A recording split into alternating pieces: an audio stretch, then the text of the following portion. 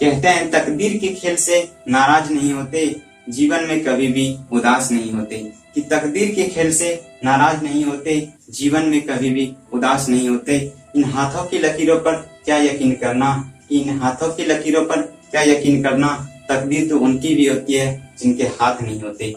ये तकदीर तो उनकी भी होती है जिनके हाथ नहीं होते। नमस्कार साथियों, आप सभी का स्वागत है आपके अपने परिवार, आपका अपना चैनल सक्सेस पॉइंट डीजीपी में। तो दोस्तों, हमें आशा है कि आप लोग अच्छे होंगे और आप लोग की तैयारी और प्रिपरेशन बहुत अच्छे तरीके से चल रही होगी। तो चलिए, हमारे साथ आज जुड़ने के लिए आप सबों का बहुत बहुत धन्यवाद, बहुत बहुत स्वागत है आपका इस चैनल में, आपके इस परिवार में बहुत बहुत आप लोग का स्वागत है। तो चलिए, आज का टॉपिक हम लोग का है संविधान, जो कि कॉन्स्टिट्यूशन, जो कि बहुत ज्यादा मायने रखता है competitive exam point of view से। तो चलिए, आज का टॉपिक हम लोग संविधान का स्रोत हम लोग स्टार्ट करेंगे और उस टॉपिक के बारे में जानेंगे आखिर क्या क्या होता है और इससे किस तरह का क्वेश्चन हमारे कॉम्पिटिटिव एग्जाम में आता है। तो चलिए स्टार्ट करते हैं आज का टॉपिक, संविधान का स्रोत।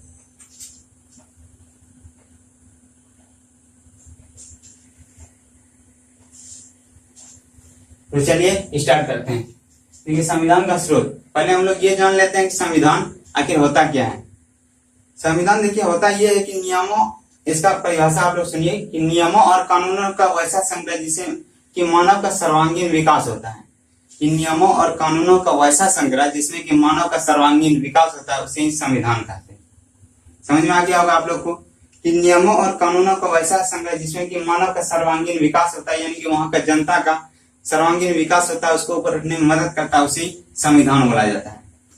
यानी कि उसको इम्प्रूव करता है, मानव का सर्वांगीण, यानी कि वहां पर जनता का सर्वांगीण विकास होता है, उसे संविधान कहते हैं। यानी कि उस देश का विकास होता है, एक डेवलप कंट्री बनता है, उसे संविधान कहा जाता है।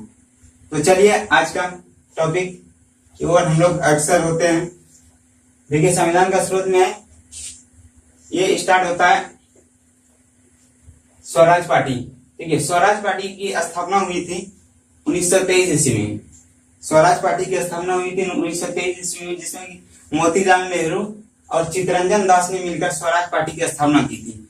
इस पार्टी की स्थापना करने का उद्देश्य ये था कि संविधान, भारत के संविधान को बनाना, यानी कि भारत के संविधान का उद्देश्य था कि भारत का एक संविधान हो, और भारत के संविधान को बनाने के उद्देश्य से ही स्वराज पार्टी की स्थापना की गई थी सन 1923 ईस्वी में, चित्तरंजन दास और मोतीलाल नेहरू के संदर्भ में। इन दोनों के मार्गदर्शन से स्वराज पार्टी की स्थापना की गई थी सन 1923 ईस्वी में, ताकि भारत के संविधान को बनाया जा सके। तो इन दोनों ने मिलकर स्वराज पार्टी की स्थापना की थी। क्वेश्चन ये भी आता है कि स्वराज पार्टी की स्थापना किसने की, तो हम लोग का क्लियर हो जाएगा कि स्वराज पार्टी की स्थापना मोतीलाल नेहरू और चित्तरंजन दास ने की थी सन 1923 ईस्वी में। ये क्वेश्चन आएगा तो हम लोग का बन सकता है। देखिए आगे क्या है कि स्वराज पार्टी ने पहली बार संविधान सभा की अवधारणा रखी। देखिए, स्वराज पार्टी जो है, जो कि संविधान बनाने के उद्देश्य से स्वराज पार्टी की स्थापना की गई थी, और स्वराज पार्टी ने पहली बार संविधान के गठन के लिए एक अवधारणा रखी। पहली बार संविधान सभा के लिए एक अवधारणा रखी सन 1935 ईस्वी में। स्वराज पार्टी ने यह अवधारणा रखी संविधान सभा के लिए। कब रखी स्वराज पार्टी ने संविधान सभा के लिए अवधारणा, कब रखी? 1935 ईस्वी में। तो ये भी क्वेश्चन अगर आएगा एग्जाम में, किसी भी एग्जाम में, कि स्वराज पार्टी ने संविधान सभा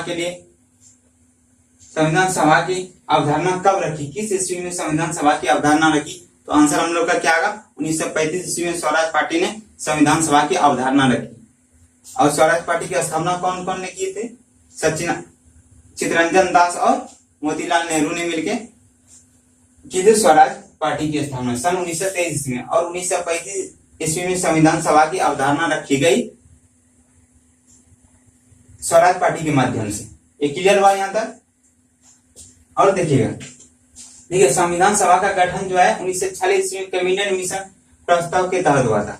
ये संविधान सभा का जो प्रस्ताव रखा गया था, यानी कि अवधारणा जो रखा गया था, उसका गठन कब हुआ जाकर? 1946 ईस्वी में कैबिनेट मिशन के तहत हुआ। यानी कैबिनेट मिशन के तहत 1946 ईस्वी में संविधान सभा का गठन किया गया।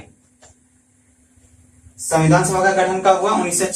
क्वेश्चन ये भी आएगा कि संविधान सभा का गठन कब हुआ, तो संविधान सभा का गठन कब हुआ? सन 1946 ईस्वी में हुआ था कैबिनेट मिशन के तहत। किसके तहत होगा? कैबिनेट मिशन के तहत 1946 ईस्वी में संविधान सभा का गठन किए गए, जिसका कि अध्यक्ष किसको बनाया गया था? संविधान सभा का अध्यक्ष बना था डॉक्टर राजेंद्र प्रसाद, तथा अस्थायी अध्यक्ष जो था, यानी कि अस्थायी अध्यक्ष सच्चिदानंद सिन्हा। तो संविधान सभा का अध्यक्ष बनाया गया था डॉक्टर राजेंद्र प्रसाद को, और अस्थायी अध्यक्ष बनाया गया था डॉक्टर सच्चिदानंद सिन्हा को। इसका अस्थायी अध्यक्ष बनाया गया था। यहां तक क्लियर हो गया? तो संविधान सभा का गठन कब हुआ? 1946 ईस्वी में कैबिनेट मिशन प्रस्ताव के तहत हुआ था, और इसका पहला अध्यक्ष कौन बना था? डॉक्टर राजेंद्र प्रसाद, तथा इसका अस्थायी अध्यक्ष जो था वो था सच्चिदानंद सिन्हा था इसका अस्थायी अध्यक्ष। तो क्वेश्चन ये भी आता कि संविधान सभा का गठन का जो कैबिनेट मिशन के द्वारा जो रखा प्रस्ताव तहत हुआ था, कैबिनेट मिशन के प्रस्ताव के तहत जो संविधान सभा का गठन हुआ था, उसका अस्थायी अध्यक्ष कौन था? तो हम लोग का आंसर क्या होगा? सच्चिदानंद सिन्हा। तो आगे देखिएगा, संविधान सभा दिसंबर 1947 में काम करना प्रारंभ किया। तो इसका गठन कब हुआ था? 1946 में। लेकिन ये काम करना शुरू कब किया? देश आजाद होने के बाद। देश आजाद होने के बाद क्या हुआ? संविधान सभा काम करना शुरू किया। दिसंबर 1947 में संविधान सभा काम करना अपना शुरू किया। कब? जब देश आजाद हो चुका था। लेकिन इसका गठन कब किया गया था? 1946 में। ये काम करना शुरू किया देश आजाद होने के बाद, यानी कि दिसंबर महीने में 1947 में ये काम करना शुरू किया संविधान सभा। देखिए, भारत के संविधान के लिए और भी कई सारे समितियों का गठन किया गया था। भारत के संविधान के लिए बहुत सारे समितियों का गठन किया गया, जिसमें कि दो महत्वपूर्ण समिति है, प्रारूप समिति और संचालन समिति। देखिए, भारत के संविधान के लिए बहुत सारे समिति का गठन किया गया था, जिसमें कि प्रारूप समिति और संचालन समिति मुख्य है। देखिए, प्रारूप समिति और संचालन समिति। प्रारूप समिति का अध्यक्ष बनाया गया था डॉक्टर भीमराव अम्बेडकर को। किसको बनाया था? प्रारूप समिति का अध्यक्ष बनाया गया था डॉक्टर भीमराव अम्बेडकर को, और संचालन समिति का जो अध्यक्ष था वो था डॉक्टर राजेंद्र प्रसाद। तो ये क्वेश्चन ये भी आ सकता है कि प्रारूप समिति का अध्यक्ष कौन था और संचालन समिति का अध्यक्ष कौन था? प्रारूप समिति का अध्यक्ष कौन था? डॉक्टर भीमराव अम्बेडकर, और संचालन समिति का अध्यक्ष जो था डॉक्टर राजेंद्र प्रसाद। हम लोग अक्सर अगर थ्योरी जिसका कंप्लीट नहीं रहता है या किसी का भी कंप्लीट नहीं रहता है, तो उसको कंफ्यूजन हो जाता है कि अध्यक्ष में पता नहीं भीमराव अम्बेडकर है या फिर डॉक्टर राजेंद्र प्रसाद है। प्रारूप समिति, संचालन समिति पता ही नहीं चलता। अगर एक तो हमको याद रहता है, अगर मान के चलिए याद है डॉक्टर राजेंद्र प्रसाद, वहां आ गया प्रारूप समिति, तो डॉक्टर राजेंद्र प्रसाद हम लोग मान के आ जाते हैं, तो कंफ्यूजन होता है। तो आप लोग ध्यान में रखिएगा कि प्रारूप समिति का अध्यक्ष कौन था? डॉक्टर भीमराव अम्बेडकर, तथा संचालन समिति का अध्यक्ष था डॉक्टर राजेंद्र प्रसाद। क्लियर है?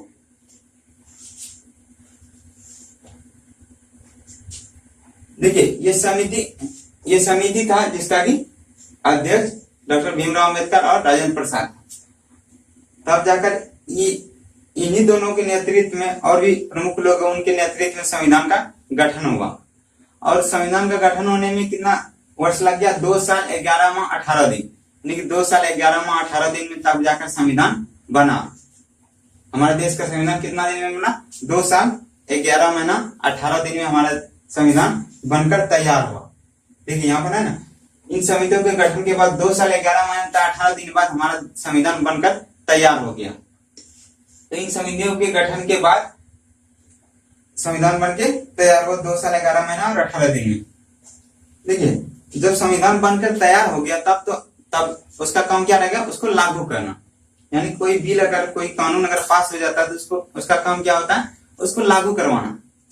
अब क्या हुआ? संविधान तो बन गया, लेकिन अब उसको लागू करना है। लागू किस तिथि को किया गया?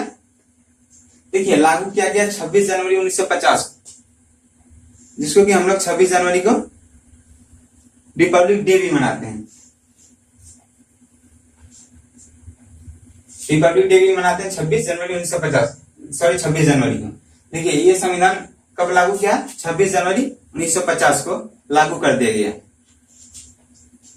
तो ये 26 जनवरी को ही लागू क्यों किया गया था? इसका कारण ये था कि 26 जनवरी 1930 ईस्वी को राष्ट्रीय कांग्रेस की जो पार्टी है, कांग्रेस पार्टी, वो भारत की आजादी दिवस के रूप में मनाया था। 26 जनवरी 1930 को भारत के आजादी दिवस के रूप में कब मनाया? कौन मनाया था? कांग्रेस पार्टी ने भारत का आजादी दिवस के रूप में मनाया था 26 जनवरी 1930 को। इसीलिए जाकर 26 जनवरी 1950 को भारत का संविधान लागू किया गया, इसलिए 26 जनवरी को ही लागू किया गया। तो ये क्लियर हो गया। तो ये क्यों वाला क्वेश्चन अगर कोई पूछ देगा तो ये तो मालूम कर चलिए, तो थ्योरी है, ये थ्योरी तो कॉम्पिटेटिव एग्जाम में नहीं आएगा, लेकिन कोई होता है अगर आपसे पूछ दे कि आखिर 26 जनवरी को ही क्यों लागू किया गया, तो हम लोग का ये क्लियर हो गया। 26 जनवरी को इसलिए लागू किया गया था क्योंकि 26 जनवरी 1930 को भारत का आजादी दिवस के रूप में कांग्रेस पार्टी ने मनाया था, इसलिए 26 जनवरी 1950 को संविधान लागू किया गया। क्लियर है? यहां तक क्लियर हो गया। तो इस तरह से जो भी इसके अंदर का क्वेश्चन आएगा तो हम लोग का आसान रूप से बन सकता है, क्योंकि इसके अंदर से हम लोग निकल रहे हैं, बिल्कुल अंदर से गहराई से हम लोग जान रहे हैं। देखिए अब चलते हैं भारतीय संविधान के कैसे निर्बंध हुआ। भारत का संविधान जो है वो कैसे निर्बंध हुआ, मतलब किस किस देश से क्या क्या लिया गया, चाहे या किस किस देश की से संविधान में हमारा, किस देश के संविधान से क्या लिया गया ताकि हमारा संविधान बना। तो चलिए जानते हैं पूरा डिटेल। देखिए भारतीय संविधान में बहुत सारे देशों के बहुत सारे हिस्से देशों से लिए गए हैं। भारत का संविधान जो है बहुत सारा हिस्सा जो है भारत का संविधान का बहुत सारे देश के संविधान से लिया गया, जैसे अमेरिका हो गया, ब्रिटेन हो गया, आयरलैंड हो गया, जर्मनी हो गया, ये सबसे लिया गया है। भारत के संविधान का बहुत अंग जो है, बहुत महत्वपूर्ण सब अंग जो कि दूसरे देश के संविधान से लिया गया है, जैसे अमेरिका से लिया गया है, आयरलैंड से लिया गया है, जर्मनी से लिया गया है, ब्रिटेन से लिया गया है। इन सभी देशों से भारत का संविधान का बहुत महत्वपूर्ण अंग लिया गया है। तो चलिए आगे बढ़ते हैं। देखिए भारत का संविधान जो है विश्व का सबसे लंबा संविधान है। ध्यान में रखिएगा आप लोग, भारत का संविधान विश्व का सबसे लंबा संविधान है। सभी देशों का संविधान से सबसे लंबा विश्व के अंदर भारत का ही संविधान है। तो ये क्वेश्चन भी आ सकता है कि विश्व का सबसे लंबा संविधान किस देश का है, तो हम लोग को याद रहेगा कि भारत का है, तो हम लोग टिक करके आ जाएंगे। क्लियर है? तो यहाँ पर देखिए है ना, विश्व का सबसे लंबा संविधान भारत का है। तो क्लियर हो गया होगा आप लोग को। देखिए भारत के संविधान का जो है, भारत के संविधान निम्न अंग जो कि दूसरे देश के संविधान से लेके है। देखिए यहाँ पर भारत का संविधान का कुछ महत्वपूर्ण अंग है जो कि दूसरे देश के संविधान से लिया गया है। जैसे हम आपको बताए थे कि अमेरिका से लिया गया है, आयरलैंड से लिया गया, ब्रिटेन से लिया गया, जर्मनी से लिया गया। देखिए यही वो अंग है जो कि दूसरे देश के संविधान से लिया गया, जो कि महत्वपूर्ण अंग है जो कि दूसरे देश के संविधान से लिया गया। यानी कि दूसरा देश यही सब है, अमेरिका है, आयरलैंड है, जर्मनी है, ब्रिटेन है, ऑस्ट्रेलिया है, यही सब देश से ये सभी अंग को लिया गया है। देखिए पहला क्या है, मूल अधिकार। देखिए भारत का संविधान का अंग क्या है, पहला जो कि दूसरे देश से लिया गया, मूल अधिकार है, न्यायालय की व्यवस्था है, आपातकाल है, संसदीय प्रणाली है, राज्य एवं नीति निर्देशक तत्व है, मूल कर्तव्य है, संवर्धित सूची है, राज्यसभा तथा सदस्यों का नामांकन है, संविधान संशोधन है। देखिए ये सभी अंग जो है जो कि दूसरे देश के संविधान से लिया गया है। किन किन देशों के संविधान से, याद रख लीजिएगा आप लोग, अमेरिका, ब्रिटेन, आयरलैंड, जर्मनी और ऑस्ट्रेलिया, इन सभी देशों के संविधान से इन सभी अंगों को, भारत का जो संविधान का ये सभी अंग है वो इन सभी देशों के संविधान से लिया गया है। देखिए मूल अधिकार, न्यायालय की व्यवस्था, आपातकाल, संसदीय प्रणाली, राज्य एवं नीति निर्देशक तत्व, मूल कर्तव्य, संवर्धित सूची, राज्यसभा तथा सदस्यों का नामांकन, संविधान संशोधन, ये सभी अंग लिए गए दूसरे देश के संविधान से। क्लियर हो गया होगा आप लोग को। तो ये तो डिटेल में इसको जानना पड़ेगा। तो डिटेल में जानने के लिए अभी तो उतना क्लास लंबा हो जाएगा, तो इसको डिस्कस करेंगे कल। देखिए अभी लगभग 11:10 हो चुका है, रात्रि के 11:10 हो चुका था अभी। तो अभी डिटेल में जाने के मतलब है कि अभी घंटों लग जाएगा। तो इसको हम लोग अगले भाग 2 में देखेंगे। फिलहाल के लिए इसको देखिएगा, इसको बताएंगे ट्रिक के साथ, ताकि आपको परेशानी नहीं होगा किस देश से कौन सा संविधान कौन सा अधिकार को लिया गया है, कौन सा निम्न अंग को किस देश से लिया गया है, वो आपको ट्रिक के साथ बताएंगे, ताकि आपका कंफ्यूजन बिल्कुल हट जाएगा कि कौन सा किससे लिया गया है। आपको याद रखने में परेशानी नहीं होगी। जिस तरह से तो समझ सकते हैं आप लोग, जैसे मूल अधिकार है। मूल अधिकार का मतलब क्या होता है? मतलब किसी भी जनता का जो कि स्वतंत्रता का अधिकार है। स्वतंत्रता का अधिकार ही मूल अधिकार होता है। मूल अधिकार क्या हुआ? एक जनता का पावर हुआ कि नहीं हुआ? मूल अधिकार एक जनता का पावर हुआ, किसी भी नागरिक का, देश का किसी भी नागरिक हो, चाहे कोई भी नागरिक हो, उसका क्या हुआ? मूल अधिकार एक पावर है। और उस पावर को मान कर चलिए कोई दबाना चाहता है, कोई डिस्ट्रीब्यूट करना चाहता है, यानी दबाना चाहता है आपके पावर को, किसी भी जनता के पावर को कोई दबाना चाहता है, तो उसके लिए क्या है? सरकार ने न्यायालय की व्यवस्था करके रखी है कि नहीं? हाई कोर्ट, सुप्रीम कोर्ट, जो कि न्यायालय है, उच्च न्यायालय, सर्वोच्च न्यायालय, है ना? न्यायालय की व्यवस्था की गई है किसके द्वारा? सरकार के द्वारा, जो कि मूल अधिकार को जो दबाएगा जो व्यक्ति, तो उसके लिए व्यवस्था की गई है। तो क्या है? न्यायालय के पास भी पावर है, और एक आम इंसान के पास क्या है? पावर है, और न्यायालय के पास भी पावर है, जो कि मूल अधिकार को दबाएगा तो उसको दंडित किया जाएगा। मतलब ये दोनों के पास क्या है? पावर है। मतलब इट मीन समझ सकते हैं हम लोग, ये दोनों के पास पावर है। क्या है? मूल अधिकार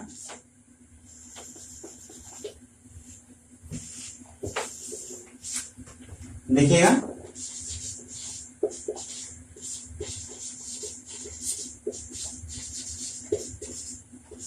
मूल अधिकार तथा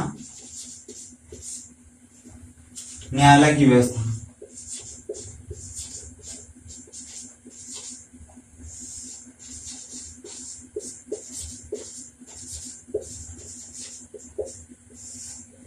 इन दोनों के पास क्या है? पावर है।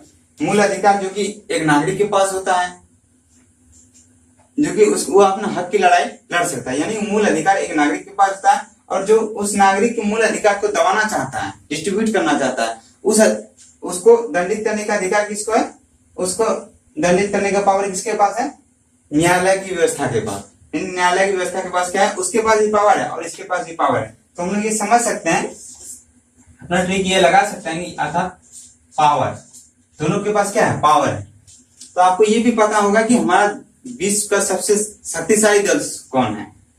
अगर आप जीके पढ़ते हैं तो आपको ये भली भांति अच्छी तरीके से पता होगा विश्व का सबसे शक्तिशाली देश कौन है? अमेरिका है। तो इससे हम लोग ये ट्रिक बैठा सकते हैं, ये दोनों क्या है? पावर। ये दोनों के पास पावर है, तो पावर, सबसे ज्यादा पावर किसके पास है? अमेरिका के पास। आपको ये भी पता है कि ये सभी निम्न अंग जो है ये अमेरिका से लिए गए हैं, या तो ऑस्ट्रेलिया से लिए गए हैं, या तो आयरलैंड से लिए गए हैं, या तो जर्मनी से लिए गए हैं, या तो ब्रिटेन से। मतलब सबसे ज्यादा पावर किसके पास है? अमेरिका के पास। इसका मतलब हम लोग ये ट्रिक से समझ सकते हैं, ट्रिक लगा सकते हैं अपना, कि ये दोनों अधिकार अमेरिका से लिए गए हैं। क्लियर हो जाएगा? मतलब ये दोनों अमेरिका, दोनों अधिकार, ये दोनों अंग जो है अमेरिका से लिए गए हैं। ये ट्रिक से हम लोग समझ सकते हैं, क्योंकि दोनों के पास पावर है, तो अपना ट्रिक हम लोग बैठा सकते हैं कि ये दोनों के पास पावर है, तो ये दोनों अमेरिका सबसे शक्तिशाली देश है, तो ये दोनों अमेरिका से लिया गया। रियल में ये दोनों अमेरिका से लिया गया निम्न अंग है। ये दोनों किससे लिया गया? अमेरिका से लिया गया है। मूल अधिकार और न्यायालय की व्यवस्था अमेरिका से लिया गया है। तो इसी तरह के ट्रिक लगाकर हम लोग कल भाग 2 में इस सभी बातों का डिस्कस करेंगे, ताकि आपको याद हो, जिस तरह हम लोग को याद हो जाएगा कि मूल अधिकार क्या है, मूल अधिकार और न्यायालय की व्यवस्था अमेरिका से लिया गया। क्यों? क्योंकि इसमें हम लोग ट्रिक लगा चुके हैं, इसमें पावर है, पावर अमेरिका के पास है। मतलब ये ट्रिक में हम लोग बैठाएं कि इसका आंसर निकल जाएगा, एक बार देखने के बाद ही तुरंत माइंड में आ जाएगा वो इसका आंसर अमेरिका है। तो ये दोनों कहां से लिया गया है? मूल अधिकार और न्यायालय की व्यवस्था अमेरिका से लिया गया है। ये दोनों अमेरिका से लिया गया है। तो ट्रिक से हम लोग ऐसे याद रख सकते हैं, कोई भी परेशानी नहीं होगी अगर ट्रिक से याद रखेंगे। तो बाकी जो है उसको पूरा यहाँ से लेकर यहाँ तक पर कल पूरा डिस्कस किया जाए, ताकि आपको कोई भी दिक्कत नहीं हो। संविधान से रिलेटेड जो भी क्वेश्चन आएगा, अभी तो संविधान की शुरुआत है, अभी एक दो भाग में संविधान खत्म होने वाला नहीं है, बहुत लंबा है। तो कुछ कुछ हम लोग धीरे धीरे पढ़ने का स्टार्ट करेंगे, धीरे धीरे हो जाएगा। तो चलिए कल फिर मिलते हैं, इन सभी बातों का डिस्कस करेंगे और एक ट्रिक के साथ याद रखने की हम लोग प्लान तैयार करेंगे, जो कि ट्रिक से आपको हमेशा याद रखिएगा, आप कभी भूलेंगे नहीं। और कल आप लोग इसको रिवाइज कर लीजिएगा, ताकि आपको आगे समझने में कोई भी परेशानी ना हो। इस तरह से मान के चलिए, इसमें से जो भी क्वेश्चन आएगा, इसके अंदर से चाहे जो भी क्वेश्चन आएगा, तो इस तरह का क्वेश्चन अगर आएगा तो हमें समझने में परेशानी नहीं होगा। मान के चलिए क्वेश्चन आ जाएगा, मूल अधिकार और न्यायालय की व्यवस्था किस देश से लिया गया है। यह दोनों अंग जो है, यह भारतीय संविधान का ये अंग, भारतीय संविधान का जो अंग है, मूल अधिकार और न्यायालय की व्यवस्था किस देश के संविधान से लिया गया है। तो हम लोग मान कर चलिए ट्रिक से याद रहेगा कि नहीं, ये अमेरिका से लिया गया है। तो बिना ऑप्शन देख के भी हम लोग इसको आंसर टिक कर सकते हैं, कोई दिक्कत नहीं होगा, आपको कोई दिक्कत नहीं हुआ होगा। तो चलिए, अगर आप लोगों में से किसी को भी यहां तक समझने में कोई भी परेशानी अगर हुई होगी तो आप लोग कमेंट में बताइए, कमेंट बॉक्स में कमेंट कीजिए, ताकि हमें पता चले कि आपको कहां पर क्या परेशानी है, और हम आगे से ये प्रयास करेंगे कि आपको समझने में या मैं आपको समझाने में कोई भी दिक्कत ना हो, आपको कोई दिक्कत नहीं हो, ताकि हम समझाएं। तो चलिए कमेंट करके आप लोग बताइएगा कि आप लोग को कैसा क्लास लग रहा है, ताकि हमारा भी कुछ हद तक अगर कोई गलती रहेगी या कुछ होगी तो हम लोग सुधार करने का हम प्रयास करेंगे। तो चलिए आज के लिए इतना ही, कल फिर मिलते हैं नई सोच, नई ऊर्जा और नई जोश जुनून के साथ। और संविधान का भाग 2 कल डिस्कस करेंगे हम लोग, जो कि ये निम्न अंग है भारत का, भारतीय संविधान का जो महत्वपूर्ण अंग है।